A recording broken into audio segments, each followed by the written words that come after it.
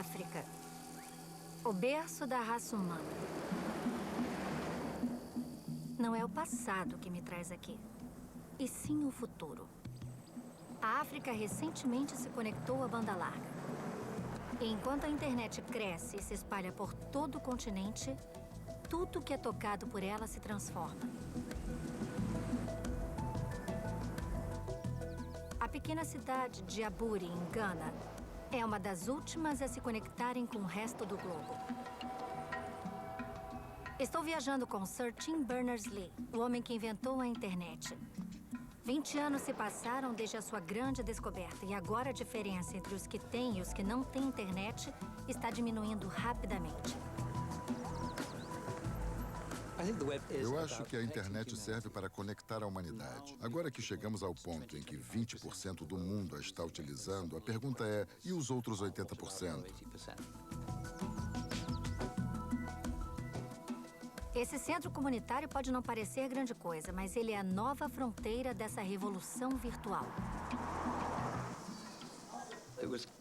Foi um pouco como voltar à época quando as pessoas conheceram a internet pela primeira vez. Seria muito prepotente da nossa parte se disséssemos que tínhamos certeza de que ela chegaria até a zona rural da África. Mas o que foi exatamente que criamos nos últimos 20 anos? O que significa? Ter o nosso mundo conectado digitalmente foi bom ou ruim? Se a internet se instalar na África como em todos os outros lugares, então este será o próximo continente a ser remodelado pela revolução digital. Mas como a internet nos afetou nos 20 anos desde que foi criada? E o que ela significa para o povo daqui e da maioria do planeta que ainda não estão conectados? A internet é uma revolução tecnológica definitiva em nossas vidas. Quase 2 bilhões de pessoas estão conectadas agora. E nos 10 anos em que venho estudando a internet e escrevendo sobre ela como jornalista, eu vi que ela tomou conta do nosso mundo e o transformou. A internet criou uma prosperidade inimaginável, mas também encorajou milhões a trabalharem por nada. Ela desafiou a autoridade, mas também ajudou regimes a espionarem e a censurarem como nunca tinha sido feito antes. Ela foi acusada de criar uma geração de viciados em internet e abriu novos campos de conhecimento. Nesta série, eu me encontrarei com todos os pioneiros e figuras-chave. Todo mundo, do Google ao Facebook, do Twitter à Amazon. As pessoas que ajudaram a criar esta niveladora inexorável de poder, cultura e valores que está impactando tanto o nosso dia a dia. A internet é como os seres humanos se comunicam hoje. É como se ela fosse um cérebro, o mais inteligente do mundo. É a ferramenta com um potencial maior do que qualquer outra já desenvolvida pela civilização humana. O mundo vai ficar cada vez mais aberto e haverá mais informação disponível sobre tudo. Essa é uma tecnologia incrível e devemos parar por um instante para comemorar o poder e o alcance que ela nos dá. Esta é a história da internet. Mas é mais do que isso. É também a história de como a internet está recriando o nosso mundo.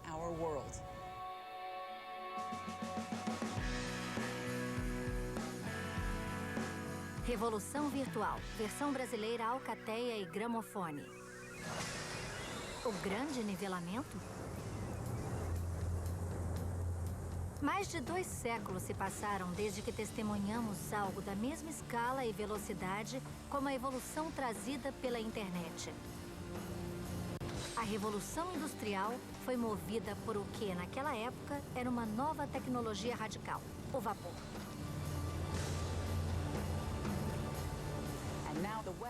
E agora a internet vem como a próxima grande revolução. Por quê? Porque ela faz para a informação o mesmo que o vapor fez pela força física. Ela maximiza.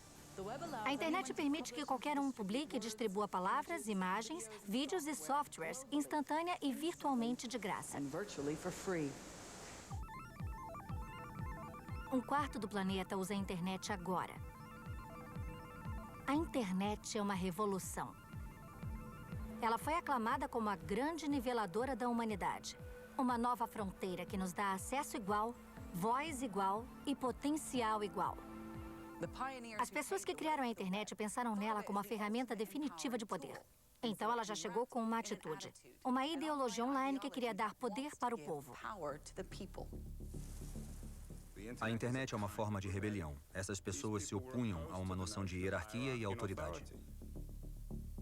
As pessoas que originalmente criaram a internet eram, de modo geral, desajustadas sociais que queriam continuar sendo desajustadas sociais.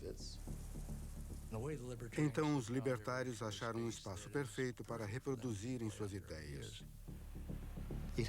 Ela nivelou completamente o acesso à comunicação e à colaboração. A internet é uma grande niveladora, claro, é um dos objetivos da internet. Neste programa, eu vou mostrar como o sonho do nivelamento é reproduzido através da internet. Como ela está modificando noções há muito utilizadas de propriedade, valor e opinião.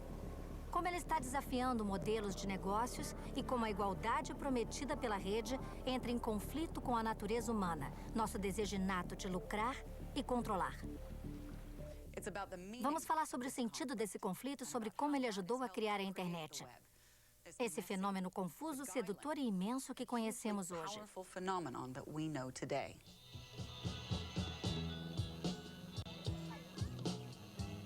O grande apelo da internet como um instrumento de poder é que ela escancara o acesso ao conhecimento. Para descobrir como, visitei um dos novos pilares do sistema educacional americano.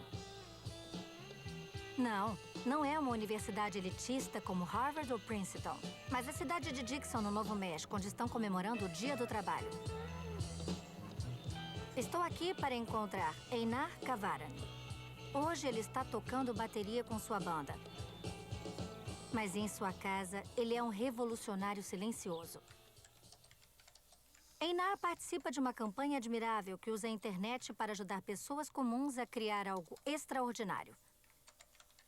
Ele é um lendário e profuso colaborador da Wikipédia, a enciclopédia online que está se tornando a fonte de informação mais importante no mundo. Quando me falaram dela pela primeira vez, eu disse que era a coisa mais louca. Quer dizer, como você pode ter alguma coisa que pode ser editada por qualquer pessoa no mundo? Como pode acreditar nela? Qual seria o sentido disso? Mais de 65 milhões de pessoas ao redor do mundo usam a Wikipédia todos os meses. E ao invés de apenas acessarem o conhecimento, elas podem ser seus autores e editá-lo. Os 14 milhões de verbetes do site são resultado de contribuições anônimas de pessoas como Einar, que não precisam ter nenhuma qualificação formal. Eu tenho uma lista de aproximadamente 1000 verbetes. Se alguém fizer uma edição em um deles, isso aparecerá na minha lista de checagem e, se eu discordar dela, poderei desfazê-la. Então, a premissa básica é que qualquer pessoa no mundo que tiver acesso a um computador poderá acessar e editar essa informação. A ideia é que, ao invés da verdade, conhecimento e precisão serem somente aceitos por especialistas e decididos por uma elite de pessoas, se originarão lentamente das massas e virão de baixo. Mas, por desafiar séculos de conhecimento, essa nova forma de poder do povo iniciou uma grande discussão.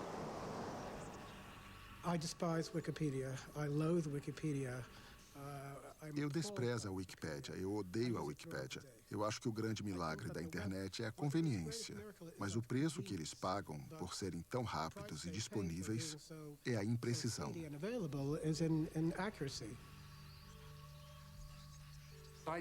Desafio qualquer um a encontrar uma fonte melhor e mais rápida de conhecimento aceitável para quase todos os propósitos que você possa precisar como um cidadão normal. A Wikipédia é um exemplo perfeito de como a internet pode dar poder a cada um de nós. Ela oferece algo de graça. Ela mina a autoridade e permite que pessoas comuns possam formar conhecimento juntas. Em outras palavras, ela realiza os sonhos de nivelamento dos fundadores da internet. Para entender como a rede ajudou o desabrochar da Wikipédia, temos que conhecer as raízes da internet em uma cultura de livre-arbítrio e de autoexpressão que começou há 40 anos.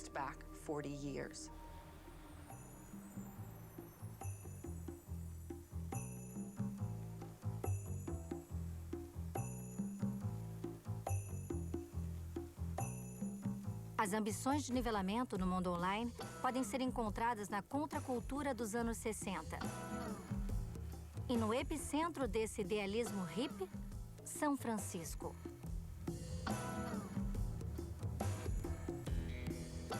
Ninguém sabe o que está acontecendo em São Francisco, mas sabemos que é aqui. O lugar onde se busca uma saída. A meca atual de hippies felizes, que estão acabando com a imagem do materialismo americano com uma arma definitiva, o amor.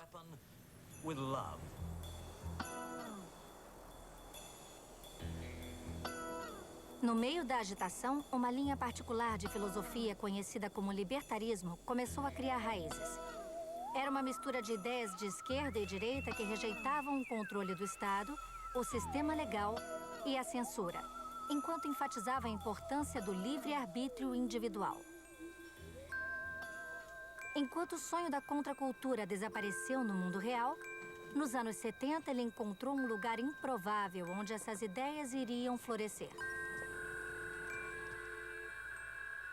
Anteriormente, os computadores eram exclusivos dos governos, militares e grandes empresas. Mas agora, pela primeira vez, os modelos menores e mais baratos começaram a colocar a tecnologia nas mãos das pessoas.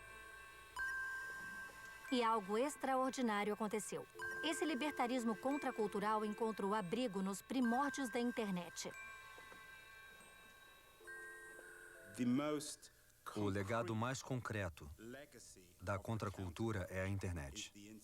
Os valores, a organização, a rebelião, a resistência à autoridade foram todos encapsulados na internet. Computadores mais baratos permitiram o desenvolvimento das primeiras comunidades online. A mais influente e duradoura se chamava The Well. Ali na esquina é onde fica a The Well agora. Ela foi criada em 1985, perto de, onde mais? São Francisco.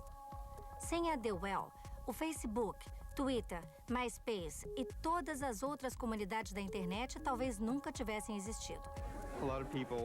Muitas pessoas veem a The Well como um lugar onde vivem e existem de uma forma não realmente intelectual, mas de informação. Encontrei um membro do Grateful Dead na The Well.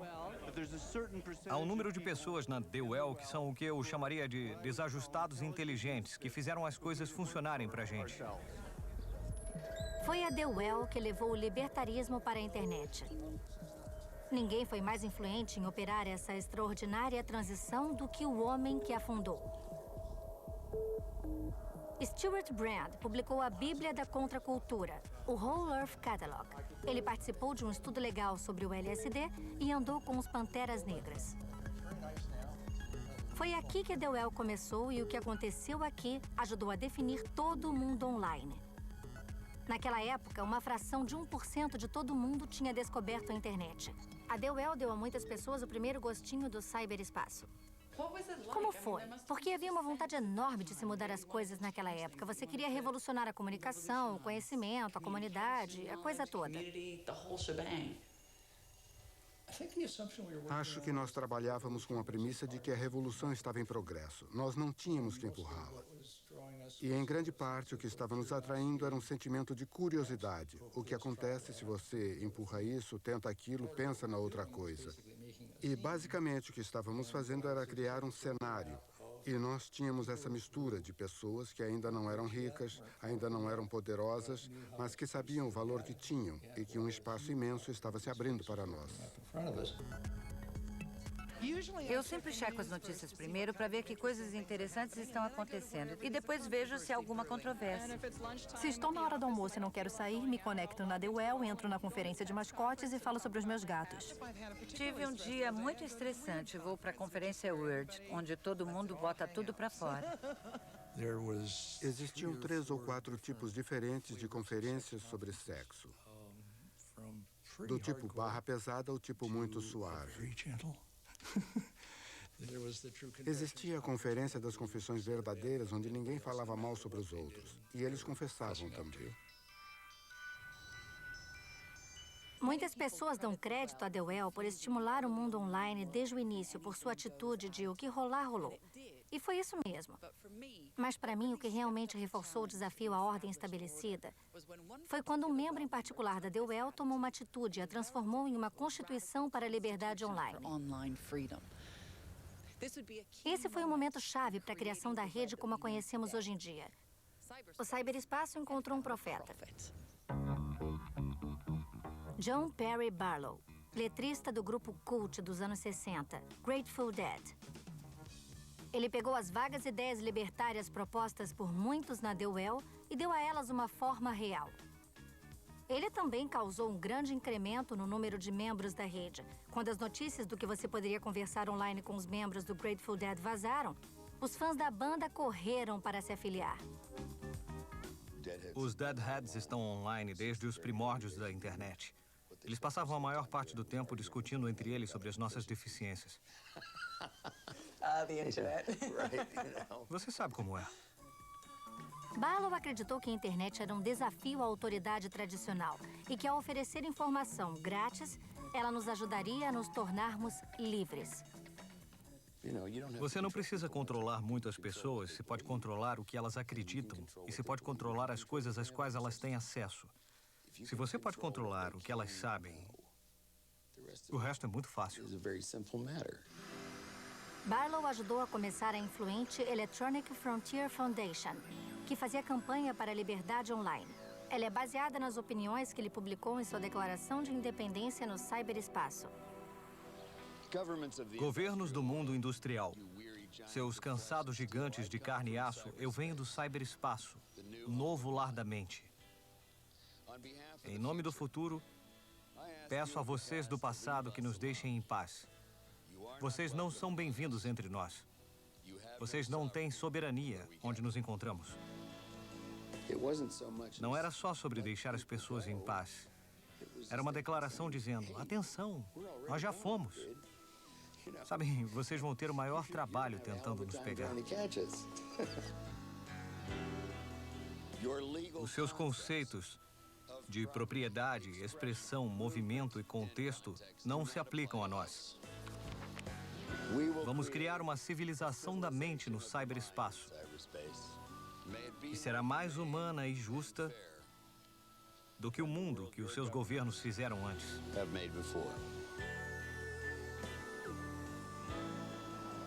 O manifesto de Barlow argumenta que a autoexpressão não deve ter limites, e ele acredita que esse fluxo livre de informação confronta a autoridade. Hoje, o mundo dos blogs, diários online e opiniões pessoais sobre os jornais mostra que a revolução e a liberdade de expressão podem facilmente reverter para a futilidade insensata. Mas alguns dos estimados 130 milhões de blogs no mundo estão estimulando um novo e importante tipo de conversação global. A internet permite que as pessoas se expressem, recebam ideias, as discutam com outras, reflitam sobre elas e aí venham com o que para elas são ideias melhores. E isso é uma perspectiva muito revolucionária e animadora. E, usada da forma certa, a internet pode, de forma fundamental, alterar o cenário político. Ori Okolo começou como uma blogueira, fazendo campanha por direitos civis no Quênia. Mas logo ela desenvolveu uma forma nova e dramática de usar a internet para documentar a realidade e aumentar o poder do povo. Ela foi impulsionada pela horrível violência que se seguiu às eleições no Quênia em 2008. Na época, eu fui para lá para votar na eleição. Era a minha primeira vez votando. E para mim era um momento muito emocionante. Eu estava cobrindo o período da eleição no meu blog. Foi uma eleição muito concorrida. Eu acho que nenhum de nós imaginou as repercussões. Os resultados das eleições foram questionados em meio a alegações de fraude na contagem dos votos. A violência das tribos explodiu entre os que apoiavam os candidatos rivais. A mídia oficial lutou para cobrir a crise que se espalhava. Muitas pessoas desesperadas estavam conseguindo informações sobre suas famílias e as passando para mim e as pessoas locais. Eu percebi que o que eu soube através dos cidadãos não estava sendo registrado pela TV.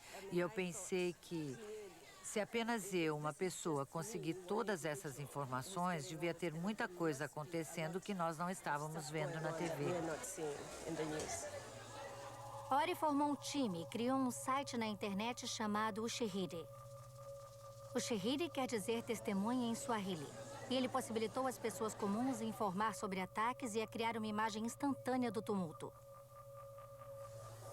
Ao dar voz para eles, as autoridades quenianas se sentiram pressionadas a controlar a violência. A resposta foi fenomenal e o que nós percebemos rapidamente foi que havia uma necessidade desse tipo de plataforma. Vimos que tínhamos que transformar isso em uma ferramenta que qualquer um pudesse usar. O Ushahidi me faz lembrar dos primeiros dias da internet. Me parece que com sites como esse estamos percebendo o potencial da tecnologia e que o mundo está entendendo o que isso significa. O poder da internet em juntar a força de milhões de vozes individuais não tem precedentes na história da humanidade. Parece o sonho do grande nivelamento tornado realidade. Um paradigma no nível da invenção da imprensa.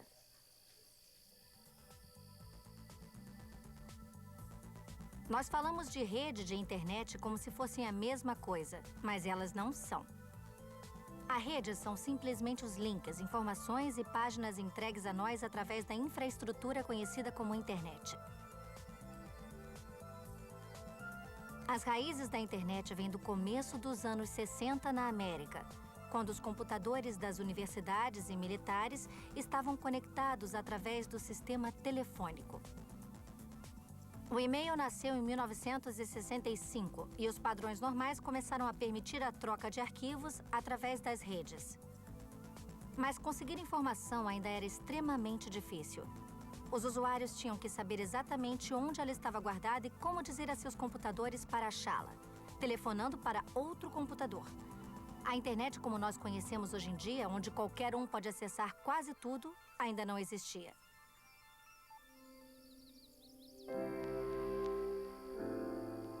Nesse mundo antes dos sites da internet, se você entrasse online, ficava emparedado em pequenos cantos do ciberespaço. Para criar a rede como nós conhecemos, alguém teria que escrever uma linguagem comum, que ligasse todas as informações armazenadas em computadores por todo o planeta. Um homem que inventaria a rede mundial. Eu inventei a rede porque eu precisava dela na realidade, porque era frustrante que ela ainda não existisse. Somente ao se criar uma rede de informação global que qualquer um pudesse acessar, é que a internet se tornaria uma tecnologia de nivelamento. A história do seu desenvolvimento começou no fundo da Terra há mais de meio século. Essa é a CERN, a Organização Europeia de Pesquisa Nuclear em Genebra, bem próxima à fronteira francesa. Em 1954, os países europeus começaram a colaborar para um projeto para partir o átomo e descobrir o mistério das minúsculas partículas que formam seu núcleo. Tim Berners-Lee começou a trabalhar lá em 1980. A CERN era um ambiente animador, com pessoas vindas de países diferentes, pessoas vindas de diferentes universidades, trabalhando para pessoas diferentes. E porque elas não trabalhavam todas para a mesma companhia, não foram informadas para comprar os mesmos softwares e os mesmos computadores. Vieram com tipos diferentes de computadores, de softwares, os documentos em tipos diferentes de sistemas. Você não conseguia trazer a informação de uma coisa ao mesmo tempo que a de outra. Tinha que obter a informação de um dos computadores, escrever num pedaço de papel e aí ir para outro sistema e digitá-lo novamente. Berners-Lee começou a desenvolver um novo sistema radical para unificar todos os diferentes sistemas de computador que estavam sendo usados pela força de trabalho multinacional da CERN. Ele apresentou um documento em 1989 com um decepcionante título simplório, Organização de Informação, uma proposta. Eu escrevi um memorando sobre a ideia e o entreguei. Acabou que o meu chefe escreveu vago, porém interessante, no canto da sua cópia. E talvez por causa disso, ele me deixou tocar o projeto no meu tempo livre. Berners-Lee pegou algumas ferramentas de software já existentes e criou algo revolucionário. Sua ideia vaga, porém interessante, se tornaria a internet mundial. Então, em 6 de agosto de 1991, na CERN, o primeiro site entrou online. Eu sei que você adoraria que eu dissesse que eu estava coberto de fios e que tinha uma chave enorme na parede e que quando ligamos a chave as luzes piscaram e que ouvimos um incrível som agudo e aí a internet decolou através de todo o mundo. As pessoas começaram a se conectar e a digitar e nós podíamos sentir o poder, todos esses links se espalhando através do planeta e nós só tínhamos que ficar na nossa e atender as ligações da BBC e do New York Times e do The Economist, perguntando o que foi que aconteceu com o mundo e as bolsas de valores tiveram uma alta incrível e aí o desligamos. Mas não, tudo começou de uma forma pequena. O sistema de Berners-Lee se tornou um meio universal de conectar todo o conteúdo dos computadores. Sua maior descoberta foi casar uma ideia já existente chamada Hypertext, uma forma de ligação entre documentos, à infraestrutura e aos protocolos da internet. Para isso, ele designou aos documentos um único endereço, ou URL. Essas foram as primeiras páginas da internet, criadas e formatadas em uma nova linguagem chamada HTML, que era capaz de ligar todas as páginas existentes em qualquer computador conectado onde quer que fosse. Ao solucionar um problema técnico específico, a internet abriu um universo inteiro de informação para qualquer pessoa com um computador.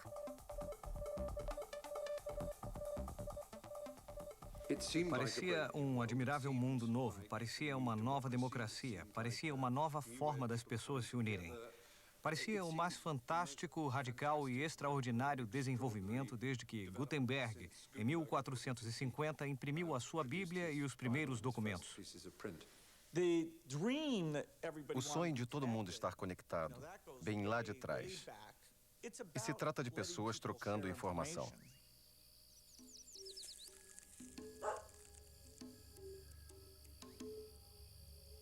Uma das características da internet é a capacidade de conectar indivíduos sem grande fortuna ou poder.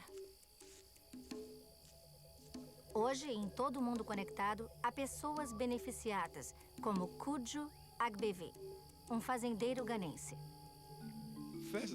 No começo, eu era um analfabeto em relação à internet.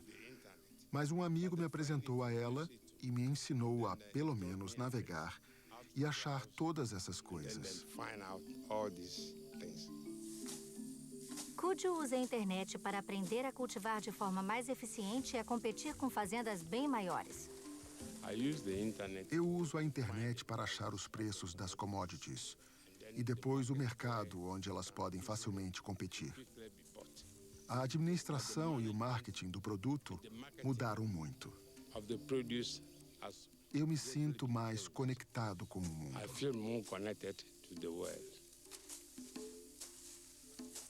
Mas a internet é mais do que um instrumento de poder. Ela foi deliberadamente estruturada como uma forma de resistência à autoridade.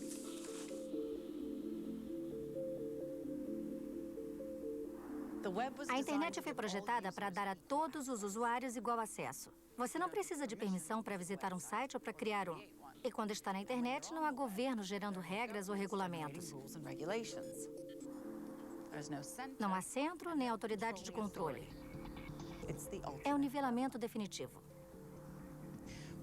O que acabou resultando na internet mundial foi a solução tecnológica construída na CERN, misturada ao sonho hippie. Não é de se admirar, então, que a internet tenha colidido com as noções convencionais de ordem social e hierarquia. A grande revolução que eu acho foi deixar as pessoas bem livres, restringir o mínimo possível. Ela permite você publicar o que você quiser, permite você publicar em qualquer formato. Mas a coisa verdadeiramente importante foi ela poder ter sido feita em um servidor sem ter que pedir a mais ninguém, sem ter que se registrar. Na maior parte da história ocidental, você tinha uma estrutura de autoridade que era vertical. Deus no topo e você embaixo, e o pai, o papa e o rei, e quem quer que fosse, em algum lugar acima de você. E, de repente, a autoridade, como matéria técnica e política, se tornou horizontal.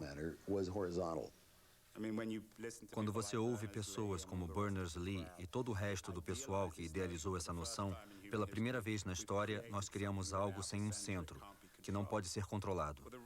A razão para criarmos isso é porque essas pessoas se opunham à noção de hierarquia e autoridade. Então não foi um acidente. Eles criaram o seu sonho ideológico. E houve mais uma coisinha que transformou a internet em um tipo de criptonita, ameaçando subverter a sociedade e o modelo econômico do século XX. Ela foi dada às pessoas de graça. Tim Berners-Lee é uma pessoa que inventou algo de poder inacreditável, mas que virou suas costas para qualquer tipo de lucro em cima disso. E eu acho que devemos homenageá-lo, não só por sua genialidade, mas porque a internet mundial deu certo, porque ele a abriu. Porque ela é gratuita para todos usarem.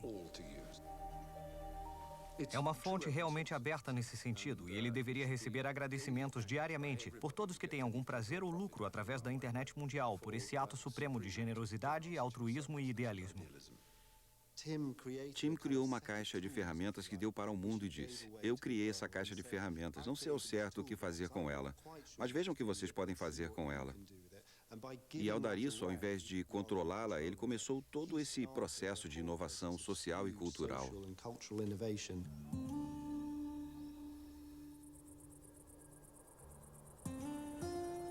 Mas o próprio sucesso da internet criaria um gigante.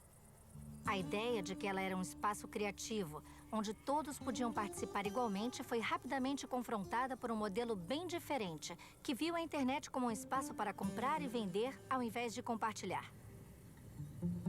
Esse fato iniciou um ciclo constante de revolução e contra-revolução que ainda modela a internet até hoje. E para entender a natureza desse conflito, nós temos que voltar no tempo.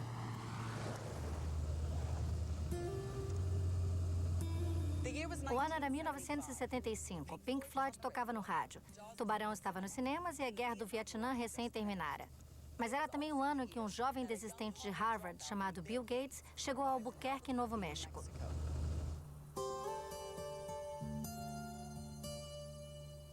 Gates foi para o Novo México para trabalhar em uma pequena companhia chamada MITS. Há 30 anos, alguns dos maiores clientes da MITS eram entusiastas de foguetes amadores.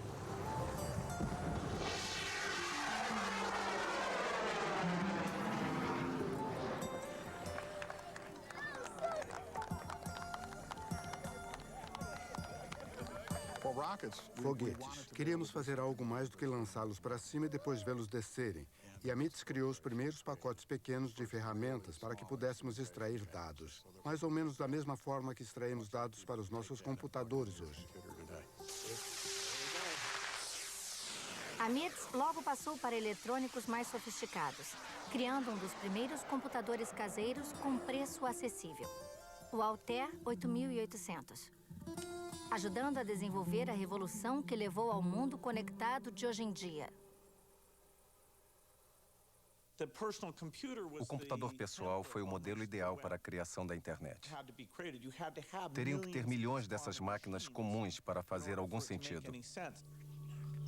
Bill Gates estava desenvolvendo BASIC, uma linguagem de programação para o Altair. Ele viu o potencial de ganhar muito dinheiro com esse software, numa época em que a maioria dos usuários de computadores pessoais os usavam como hobby e davam os programas de graça. Ele acabou indo para a feira de computador na costa oeste. Lembro dele. Estávamos trocando software naquela época e aí eu me lembro desse cara de terno dizendo a todos: não deviam ficar dando softwares uns para os outros, deviam ser pagos pelas descobertas, e rimos deles. Sério? E o que você acha que mudou? Acho que ele é um cara muito rico.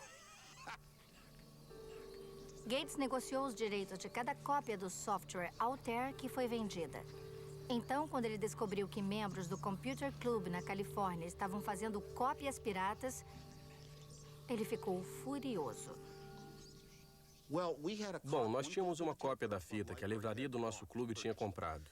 E um membro do clube pegou aquela fita emprestada por 2 semanas.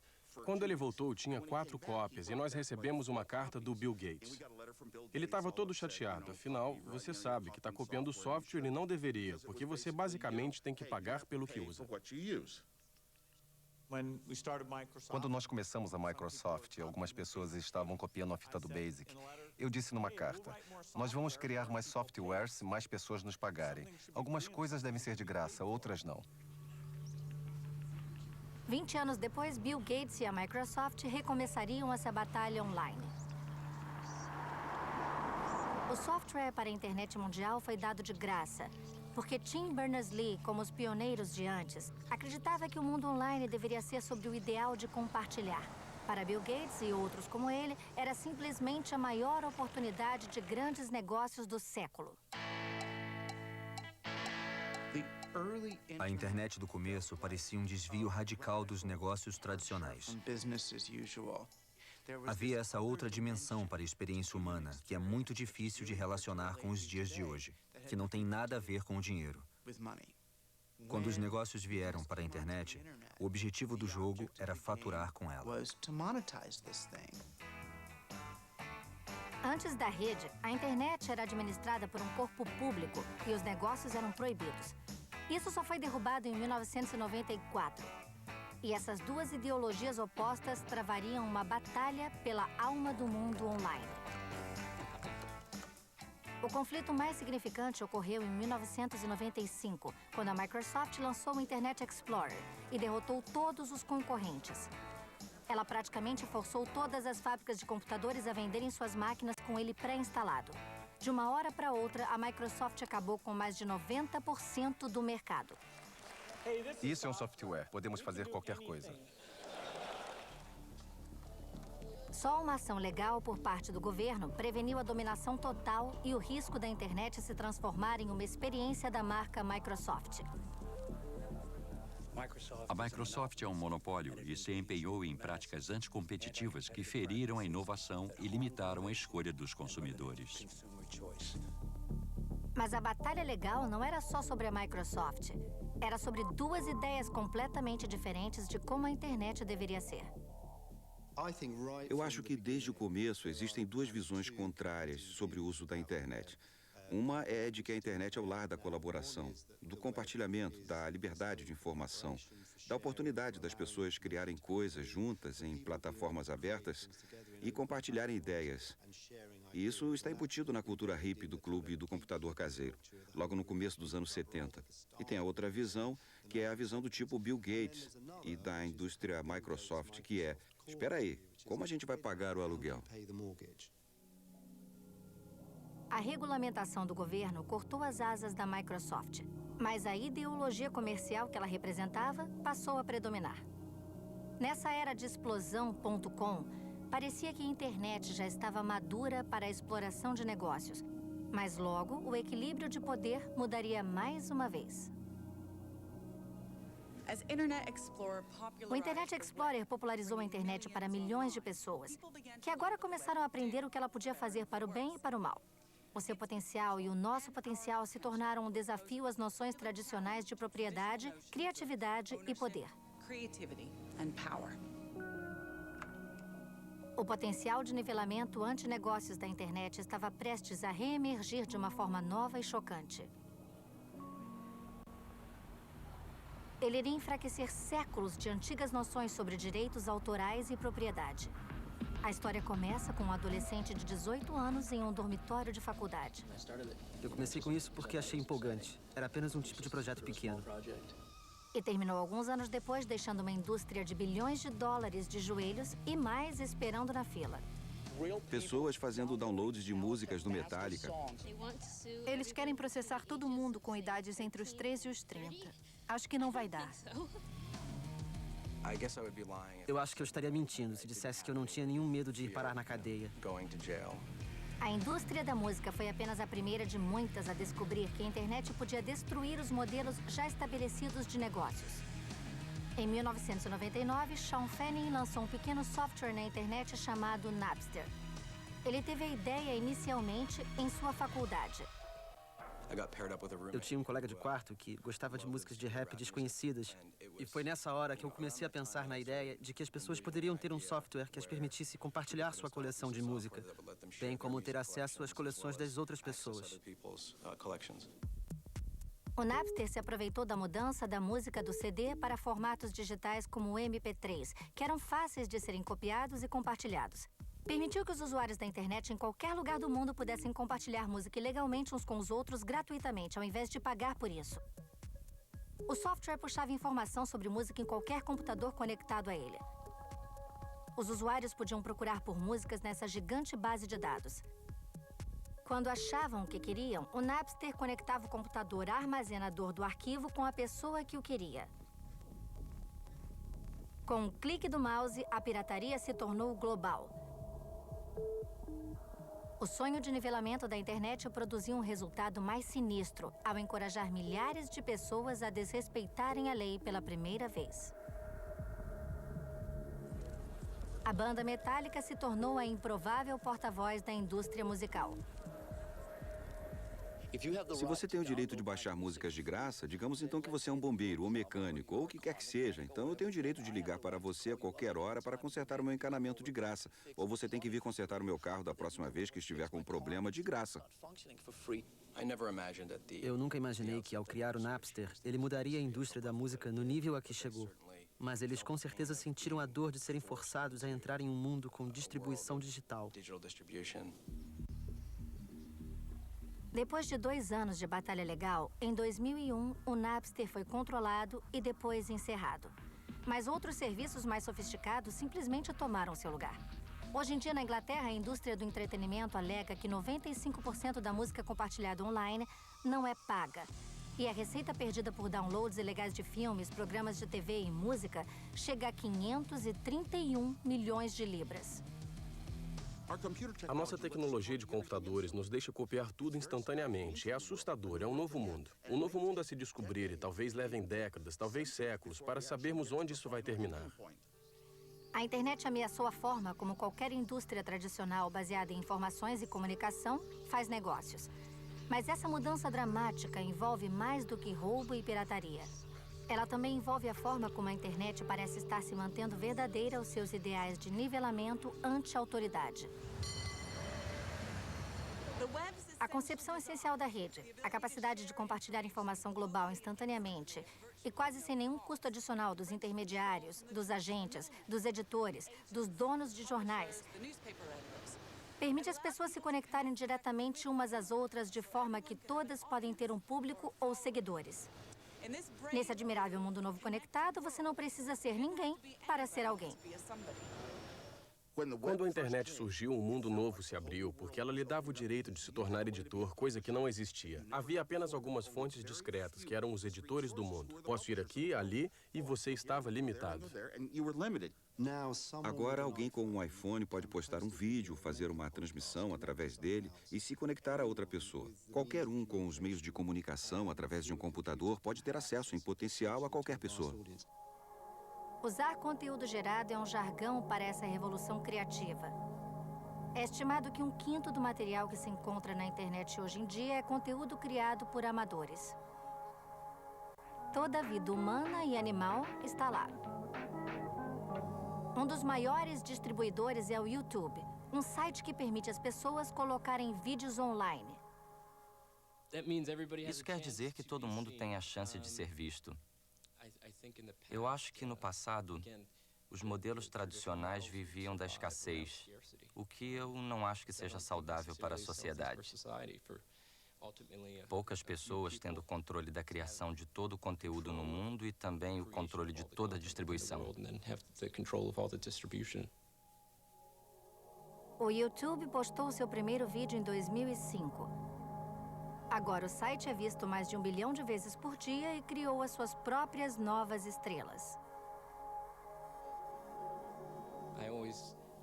Eu sempre digo às pessoas que nós somos o palco e elas os artistas. Mas eu não encaro o nosso serviço como uma exploração disso. O que nós estamos tentando fazer é apenas criar oportunidades que não existiam antes. Sites com conteúdo superficial, como o YouTube, com a sua promessa de 5 minutos mal filmados de fama, parecem ser a prova do poder de nivelamento da internet. Mas para muitos usuários, a internet é menos sobre os antigos ideais revolucionários e mais sobre uma nova forma de trabalhar dentro do sistema. Para pessoas como Master Shorty, que foi recentemente nomeado para um prêmio Mobo, Ela é um instrumento promocional perfeito. Agora você está se promovendo, fazendo o seu próprio marketing.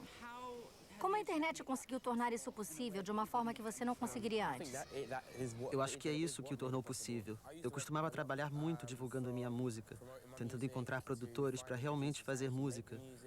E em termos de promoção e marketing, eu acho que é a fonte principal de pesquisa que eu uso.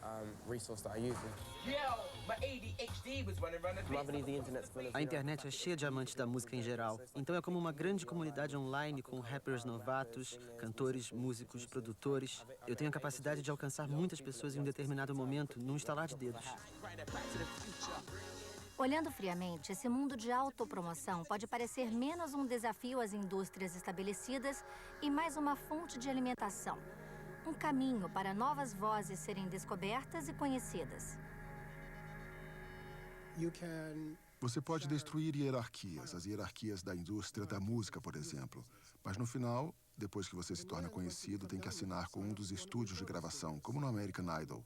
As hierarquias ainda estão lá, apenas se misturando para se adaptarem a essa nova situação.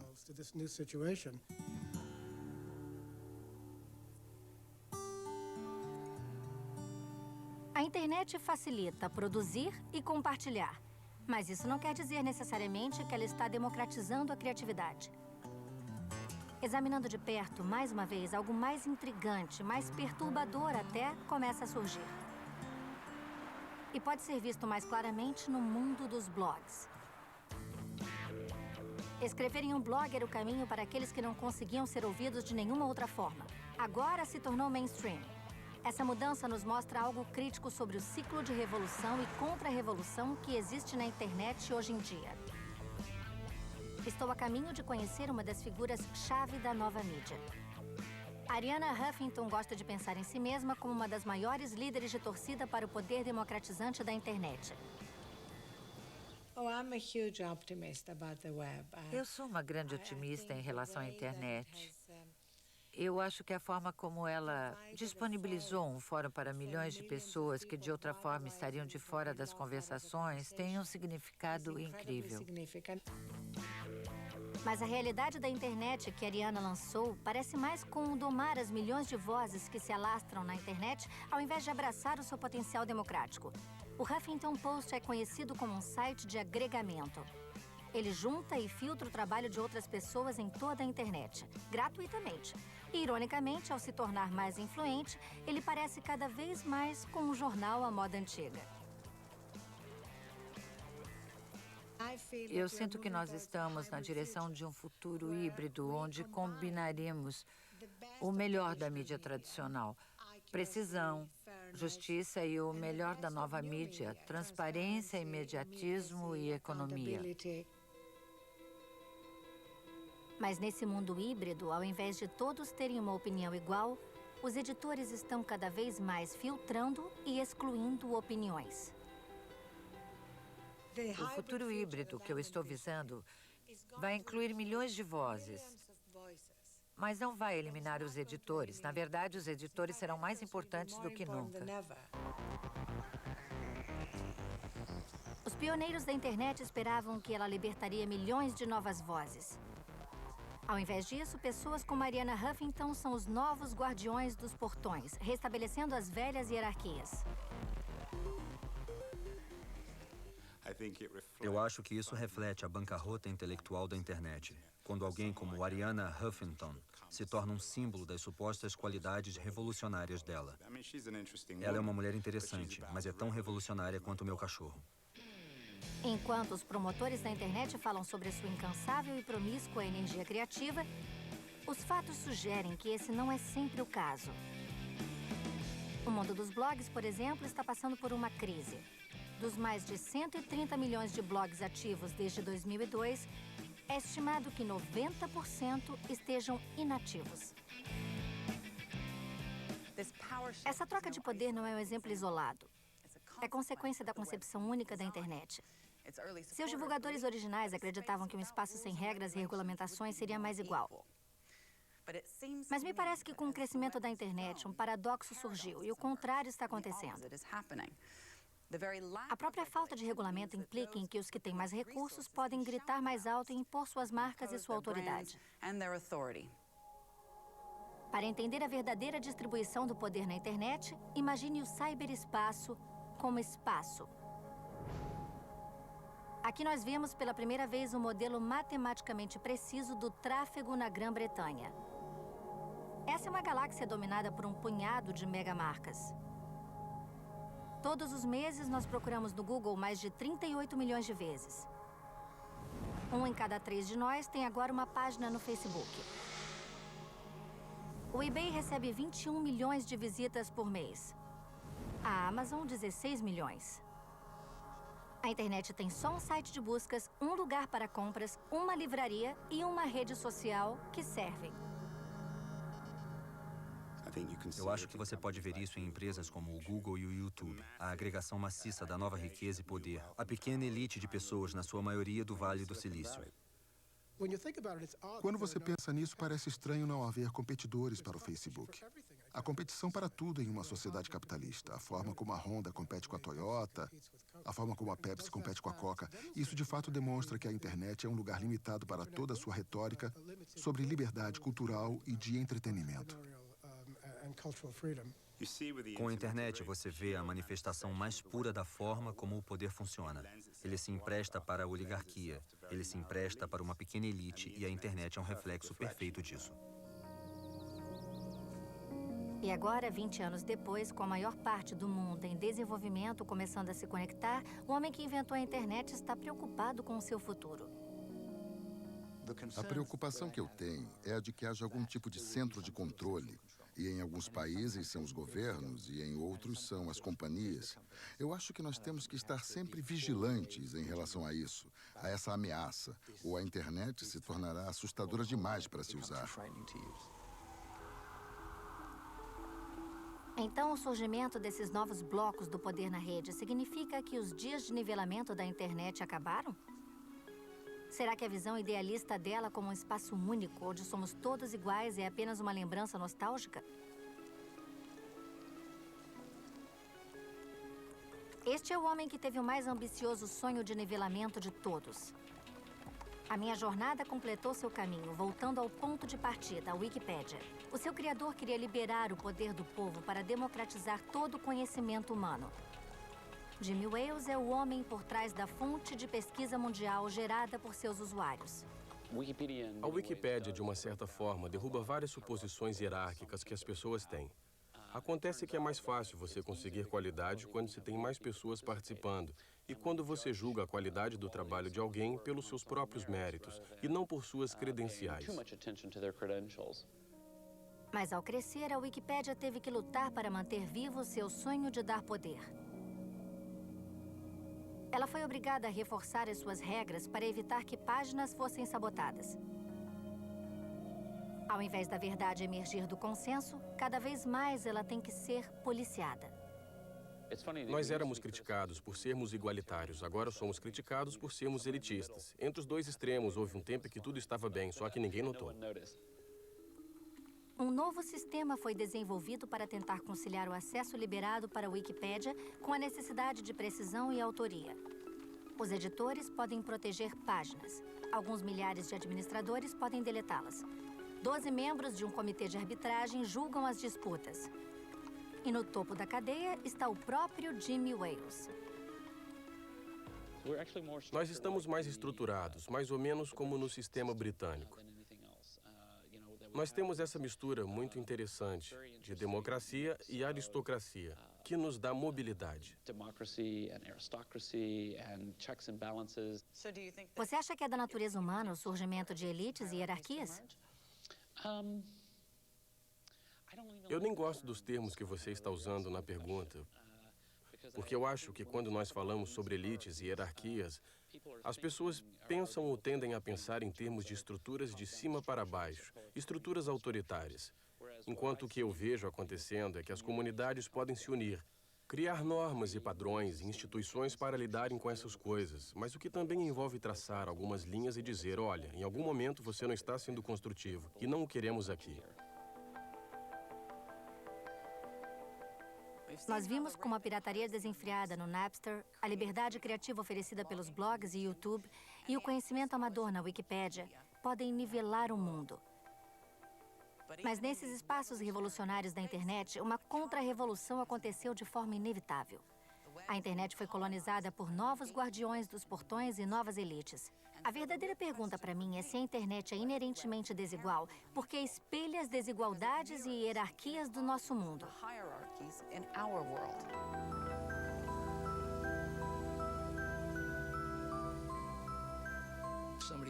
Alguém tem que estar no comando. Foi isso que aprendi no Exército. E acredito que tem que haver alguém que seja responsável por tudo que o sistema faz e pelo que ele falha em fazer. As hierarquias surgirão. É uma espécie rara que não tem uma estrutura de poder. Eu acho que a internet vai adquirir os contornos que a cultura sempre teve. Haverá hierarquias, haverá elites. Como toda tecnologia, a internet não é a cura para a natureza humana. É uma amplificação da natureza humana, tanto do bom quanto do mal dela. Eu falei sobre ela ser aberta e gratuita no sentido de liberdade e descentralização. Mas eu acho que seria muito errado achar que se você conecta todo um país, ele se tornará igualitário.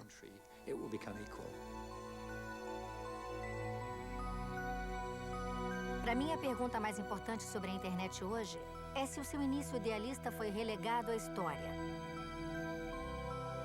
Eu não acho que seja assim, porque acredito que a internet é mais do que o simples reflexo do nosso mundo. Ao invés disso, ela está se reinventando continuamente. E ao jogar tanto poder nas mãos das pessoas que a usam, no momento que qualquer parte da internet é fechada, colonizada e controlada, a tecnologia abre novas fronteiras. É um espaço de inovação perpétua. Ninguém pode pará-lo, mas nós temos que cuidar dele. Essa revolução virtual tem uma responsabilidade extraordinária e uma oportunidade extraordinária.